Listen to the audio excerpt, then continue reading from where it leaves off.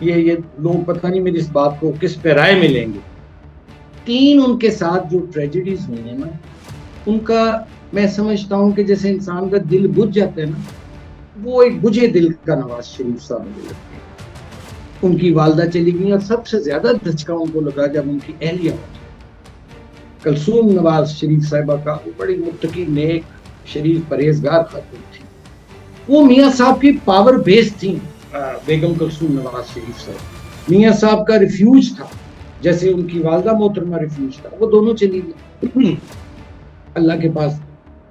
تیسرا میاں صاحب کو دھچکا لگا کہ جو ان کو یہاں سے ان کے جو خوشامدی، ان کی غیر موجودگی 4 سال میں لندن رہے، تو یہاں جو خوشامدیوں کا ایک ٹولہ اور ٹولیاں جو سی آ گئی ان کو، انہوں نے ان کو مس گائیڈ کیا میسج.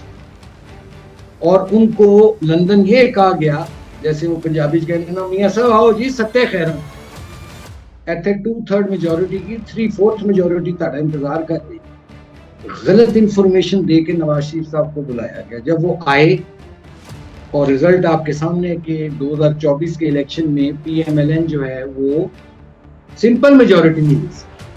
تو میں سمجھتا ہوں کہ میاں صاحب کچھ ان کے صحت کے مسائل بھی ہیں، لیکن وہ مینیجیبل ہیں میں سمجھتا ہوں، اور اتنے بوڑھے بھی نہیں ہوئے. یہ نہیں کہ کوئی میاں صاحب کوئی 90s میں اللہ انہیں خضری عمر دے، لیکن میرا خیال ہے وہ دل چھوڑ بیٹھے. ایک چوتھی جو وجہ مجھے سمجھ آتی ہے کہ انہوں نے پھر فیصلہ کر لیا کہ میں اپنی جو لیگیسی ہے وہ میں اپنی بیٹی کو ٹرانسفر کروں.